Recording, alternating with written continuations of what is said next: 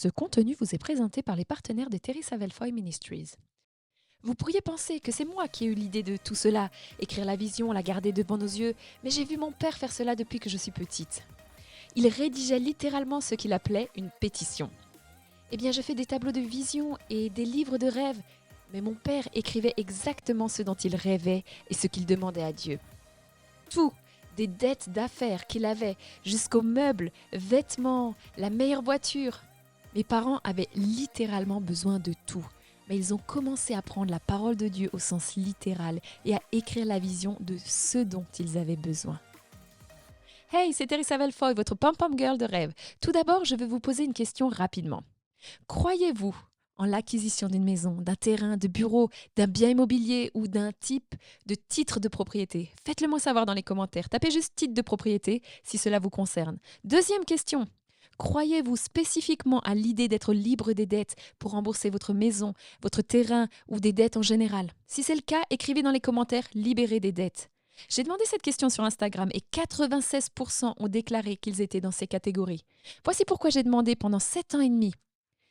Je voulais posséder mes bureaux, nos bureaux, mais ensuite en 2022, Dieu m'a conduit dans Hébreux 11.1 et c'est mon verset phare auquel je m'accroche.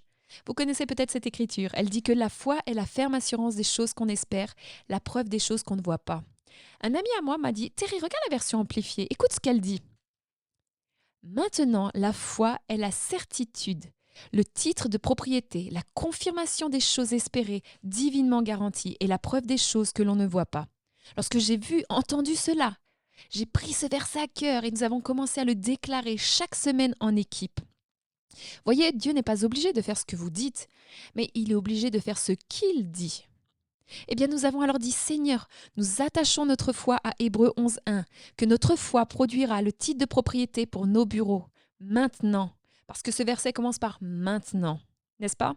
Eh bien, je ne pense pas que ce soit une coïncidence. Si, une fois que nous avons pris notre foi au sérieux, après 7 ans et demi de location, Dieu nous a bénis avec le plus beau siège social, 3 étages, et pas n'importe quel ancien espace, c'est le plus beau bâtiment au bord du lac. Notre foi a produit l'acte de propriété, et il en sera de même pour vous rapidement. Ainsi, cette même année 2022, le Seigneur m'a dit « Organise un événement, construire votre foi ». C'est comme un jeu de mots. Et nous avions 133 nations qui regardaient et joignaient leur foi à la nôtre. Et je suis tellement heureuse d'avoir obéi à Dieu et d'avoir organisé cet événement, d'avoir eu mon précieux papa et Kenneth Copeland et Jessie Duplantis ici avec moi pour dédier notre bâtiment et renforcer votre foi. C'est une photo souvenir avec les confettis qui tombent, mais la chose la plus remarquable, ce sont les témoignages que nous recevons des personnes obtenant leur titre de propriété. Des maisons de rêve qui leur sont offertes, des dettes remboursées. Appelez comme vous voulez. Je veux dire des choses remarquables. J'ai pensé que c'était un événement unique. Mais j'ai ressenti dans mon cœur que je devais le refaire l'année suivante et encore cette année. Et les témoignages n'ont cessé d'arriver. Et je veux mentionner cela rapidement. Je crois que vous pouvez faire partie de cet événement gratuit. Cela se déroulera cette semaine, le 3 octobre, avec moi-même, Jessie Duplantis et Andrew Womack. Maintenant, ces hommes savent comment croire en Dieu pour des titres de propriété et la liberté des dettes.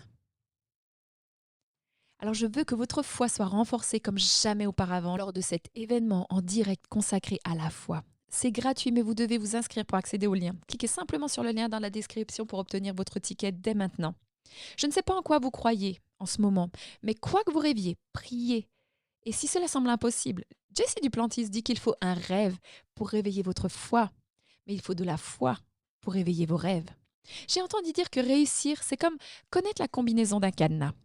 Peu importe que vous ayez 16 ou 65 ans, que vous soyez un homme, une femme, un Français, un Américain, si vous connaissez la combinaison, le cadenas doit s'ouvrir. Eh bien, aujourd'hui, je veux que vous sachiez la combinaison pour construire votre foi afin d'atteindre les rêves apparemment impossibles. Je souhaite partager avec vous 3 clés pour renforcer votre foi face à des rêves impossibles. J'ai partagé de nombreuses fois cet exemple dans la façon dont la Bible dit que lorsque vous naissez de nouveau, on vous donne une mesure de foi. Nous recevons tous la même mesure de foi, tout comme les muscles. Vous savez, à la naissance, nous avons tous le même nombre de muscles. Alors, quelle est la différence entre les muscles de cette fille et les miens? Andrea Shaw, elle est 4 fois Miss Olympia et l'une de nos partenaires dans le ministère. La seule différence entre elle et moi, c'est qu'elle porte un bikini en sequin. Non, je rigole. Elle a développé ses muscles dans une plus grande mesure. Donc elle peut soulever plus de poids. Eh bien, c'est la même chose avec la foi. Voyez-vous, des gens croient pour des millions de dollars, d'autres croient pour faire leurs courses. Quelle est la différence? L'un a simplement construit sa foi à un tel degré qu'il peut croire en davantage. Alors comment acquérir une foi de la taille de celle de Miss Olympia? Eh bien, vous avez entendu dire que la foi vient de ce que l'on entend et ce que l'on entend vient de la parole de Dieu. La première clé est d'écouter la parole de Dieu. Vous m'avez entendu dire, celui qui a votre oreille a votre foi. Ce que vous consommez, vous le devenez. Lorsque vous écoutez cette chaîne et d'autres, c'est comme un entraînement pour votre esprit. Ok? La deuxième clé est de se concentrer sur un rêve. Maintenant, vous pourriez penser que c'est moi qui ai inventé cette idée d'écrire la vision, la garder devant nos yeux, mais j'ai vu mon père faire cela depuis que je suis toute petite fille. Il rédigeait littéralement ce qu'il appelait une pétition. Eh bien, je fais des tableaux de vision, des livres de rêve, mais mon père écrivait exactement ce qu'il rêvait et ce qu'il demandait à Dieu. Tout, des dettes d'affaires qu'il avait aux meubles, vêtements, une voiture meilleure. Mes parents avaient littéralement besoin de tout. Mais ils ont commencé à prendre la parole de Dieu au pied de la lettre et à rédiger la vision de ce dont ils avaient besoin. Ensuite, ils faisaient signer ma sœur et moi pour nous montrer nous étions d'accord. Nous joignions notre foi à la leur. Et je me souviens lorsque nous avons acheté une maison à Fort Worth. C'était un miracle. Mais mes parents avaient besoin de meubles pour chaque pièce. Alors papa a dit à maman, va au magasin de meubles, fais-toi une idée de tout ce que tu désires. Nous n'avions pas Pinterest à l'époque et il lui a dit, écris le prix pour chaque pièce. Que faisait-elle? Elle écrivait la vision et la rendait claire. Elle est revenue et ils ont tout listé. Puis l'ont présenté à Dieu dans la prière, soutenant par les Écritures qui disaient « Seigneur, tu as dit dans Jean 16, 23, tu as dit, je vous l'assure, mon Père vous accordera tout ce que vous demanderez en mon nom. Nous te demandons de remplir cette maison de meubles. » Et ensuite, il faisait signer chacun d'entre nous à nouveau. Vous savez, je regardais Dieu apporter cela à chaque fois. Eh bien, cela vous marque pour la vie. Vous savez, papa disait, vous devez d'abord voir votre rêve avec l'œil de la foi. Asseyez-vous tranquillement avec Dieu et imaginez simplement où vivez-vous? Qu'est-ce que vous conduisez? Combien d'argent économisez-vous? Combien de dettes avez-vous remboursées? Faites le travail. Je veux dire, mettez-y du temps et des efforts. À quel point voulez-vous être libre de dettes? À quel point désirez-vous votre maison, votre bureau, votre terrain? Est-ce clair? Ok, la troisième clé, je l'ai obtenue de mon père, c'était d'investir dans du ruban adhésif. Vous savez, mon père raconte cette histoire et je vais la raconter, la façon dont il a appris ses principes de réussite à partir de la parole de Dieu. Il ne savait rien sur la foi en Dieu pour des percées. Et il avait tant de questions sur la foi.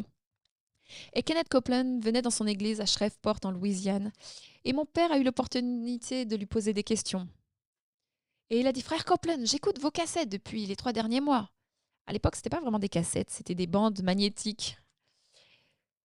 Je ne les ai jamais vues. Alors il a dit, j'ai appris à marcher dans la santé divine et je n'ai aucun problème avec la guérison. Je sais que je suis racheté de la malédiction et que par ces meurtrissures, je suis guéri. Il dit, mon problème, c'est que je suis endetté et je crois en Dieu pour sortir de cette dette. Papa a dit, je crois que mon Dieu pourvoira à tous mes besoins selon les richesses et sa gloire par Jésus-Christ. Mais je n'ai aucune idée de comment. Il a dit, comment persuader Dieu de répondre aux besoins financiers? Il pensait qu'il fallait convaincre, juste persuader. Eh bien, M. Copeland a ri et il a dit, Jerry, ce n'est pas une question de convaincre Dieu. Il dit, Dieu a déjà fait tout ce qu'il pouvait à propos de tes finances. Mon père a dit, mais tu rigoles? M. Copeland a souri et il a dit, non, laisse-moi t'expliquer. Le même Jésus qui est allé à la croix pour acheter ta guérison est le même qui a acheté ta prospérité, ce même Jésus. Il a dit, tu n'as pas à convaincre Dieu de quoi que ce soit. Dieu l'a déjà fait, il y a 2000 ans. Mon père a dit, mais j'ai des factures. Il a dit, j'ai des dettes.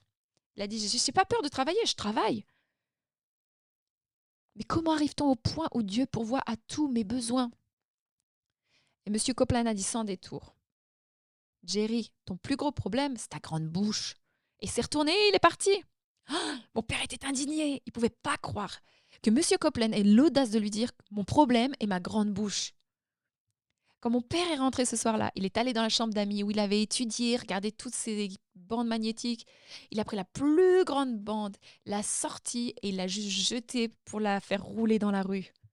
Il a dit, eh bien voilà ce que je pense de vous, Monsieur Copeland.